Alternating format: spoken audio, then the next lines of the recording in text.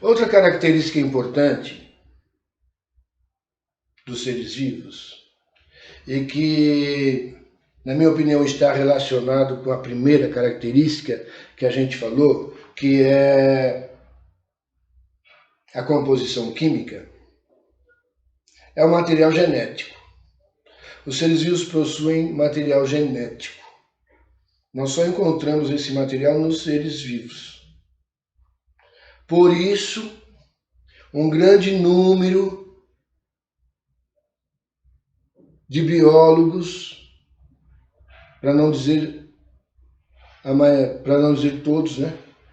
Mas um grande número de biólogos classifica os vírus como ser vivo. Porque o ser vivo tem material genético. É uma característica do ser vivo. E os vírus têm o material genético. Como vocês estão vendo nas reportagens por aí, esse coronavírus, ele tem uma molécula de RNA, ele tem uma cápsula de proteína e gordura.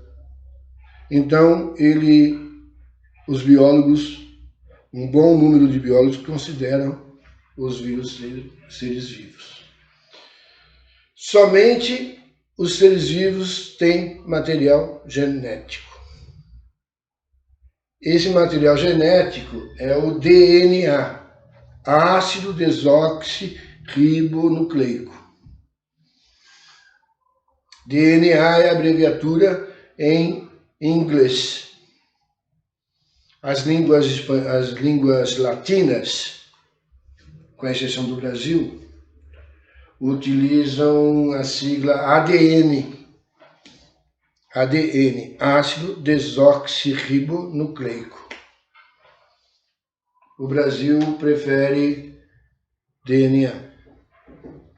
Esse é o material genético que nós vamos encontrar em todas as células. Todas as células têm DNA. Todas as células têm RNA. Ácido ribonucleico. O DNA é responsável pela nossa carga genética. Eu sou bonitinho assim do jeito que sou por causa do meu DNA.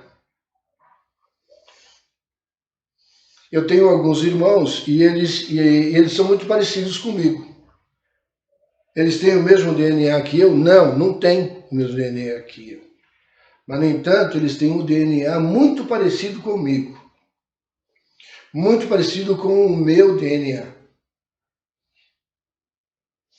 Porque nós recebemos DNAs das mesmas pessoas. Metade do meu DNA veio da minha mãe. A outra metade veio do meu pai. Então, metade do meu DNA do meu pai, metade do DNA da minha mãe, juntou, formou eu. Esse cara bonitinho aqui. Acontece que a combinação das metades de DNAs da minha mãe e do meu pai são diferentes, né? É ao acaso que acontece. E aí, como eles tiveram vários filhos, ocorreram várias combinações. Mas é interessante, não nasceu nenhum vegetal, todo mundo ser humano. Todo mundo, os 8 seres humanos. Não saiu nenhuma lesma. Não saiu nenhuma lesma. Não saiu nenhum cachorro. Todo mundo ser humano. Não saiu nenhum gorila. Não saiu. Todo mundo ser humano. Por que razão? Por conta do material genético. Ou seja, os seres vivos carregam seu material genético e são capazes de transmiti-los aos seus descendentes. Portanto, cachorro dá origem a outros cachorros. Laranjeiras, laranjeira é uma árvore, laranjeiras dá origem a outras laranjeiras. Laranjeiras não dá origem a abacateiros, não dá, não dá. Porque a laranjeira carrega o seu material genético e o abacateiro carrega o material genético dele. Então, cada organismo tem o seu material genético. Essa é uma característica exclusiva dos seres humanos. Giz, você que frequenta escola, ou que frequentou escola, sabe que giz, você pega o giz, você não diferencia de jeito nenhum giz. Ele é igual em tudo quanto é canto. Tem um que tem mais gesso, mais não sei o quê, um é mais mole, outro é mais duro, é mais não sei o quê, coisa e tal, mas é a mesma substância. De 2 gizes, você não consegue fazer 3 gizes, a menos que você pegue o material desses 3 gizes, raspe, dissolva na água, faça 3 gizes e deixa secar. Aí você vai ter 3 gizes. De 2, você fez 3.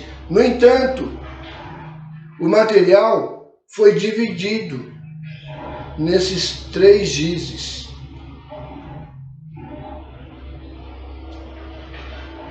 Agora pega um abacateiro enorme, abacateiro alto pra caramba. Pega um abacate, planta a semente do lado daquele abacateiro. O filho daquele abacateiro enorme vai ser tão grande quanto ele, se não for maior. E ele não diminuiu de tamanho. Né? Então, nos seres vivos, o material genético, o material ele se multiplica. Ele não é dividido, ele se multiplica. Certo? Outra coisa importante nos seres vivos é a reprodução. Já falamos aqui, né, do giz. 2 gizes não produz o terceiro giz. Não adianta. A menos que você divida isso. Agora, entre os seres vivos, um detalhe. Esses 3 gizes que você vai ralar e dividir a matéria de 2 gizes, dividir a matéria em 3, ou seja, esses 3 gizes terão menos matéria, cada um, do que tinha aqueles 2 gizes. Porque nós tiramos uma parte desses 2 gizes aqui para completar esse terceiro. Então, cada giz será mais leve, terá menos massa, cada um deles. Eles serão absolutamente iguais. Nos seres vivos, isso não acontece. Não é bem assim que acontece. Eu não sou igual aos meus pais. Eu tenho muita coisa parecida com eles. Não é? Eu tenho muita coisa parecida com o chimpanzé, diga-se de passagem. Com o gorila, não é? Com os primatas em geral, eu tenho muitas coisas parecidas com eles, mas eu não sou eles. Eu sou único. As bactérias, né? As bactérias que se reproduzem por bipartição, dão moléculas todas iguais. Então, células todas iguais. Não são todas iguais. São todas muito parecidas. A gente até fala que são todas iguais. Mas nesse processo de divisão, pode acontecer alguma transformação, que a gente vai falar lá na frente. Mas os seres vivos são capazes de reproduzirem-se. Ou seja, um ser vivo é capaz de dar origem a outro ser vivo, semelhante a ele. Se não igual. Certo? Isso é reprodução. Eu continuo sendo o que eu sou? Não continuo mais porque eu já estou velho, estou envelhecendo. Mas eu continuo sendo um indivíduo e, no entanto, tenho 2 filhas. Não é? Fui capaz de me reproduzir. Essa característica só está presente nos seres vivos. Não está presente em outro organismo. Outra característica importante, e aí que entra a exceção dos vírus, é a constituição por células. Todos os seres vivos são compostos por células, com exceção dos vírus. Mas a célula é considerada a unidade fisiológica e morfológica dos seres vivos. É ela que realiza todas as funções dos seres vivos. O vírus não tem célula, mas para ele poder se replicar, ele precisa de uma célula. Ele sequestra a célula, ele penetra na célula e, através da sua molécula de DNA, ele usa todo o mecanismo da célula, todo o metabolismo da célula, metabolismo celular, para que ele possa se replicar. Então a célula passa a replicar partículas de DNA do vírus, partículas de RNA do vírus, gordura do vírus, proteína do vírus, forma o vírus em geral e aí, pof, explode a célula, mata a célula. E aí saem os vírusinhos procurando outras células. A célula é a unidade fundamental dos seres vivos. É a unidade morfológica, fisiológica dos seres vivos. Não há ser vivo que não necessite de células. A imensa maioria dos seres vivos são compostos por células. Só tem um grupo de ser vivo que não tem células, que são os vírus. E a última característica dos seres vivos que nós vamos falar é a evolução. Como a gente viu, o material genético é formado por DNA, né, e RNA. O DNA pode sofrer transformações, pequenas alterações na sua estrutura. E quando o DNA sofre essas transformações, o indivíduo que sofreu essa transformação pode passar essa transformação para os seus descendentes.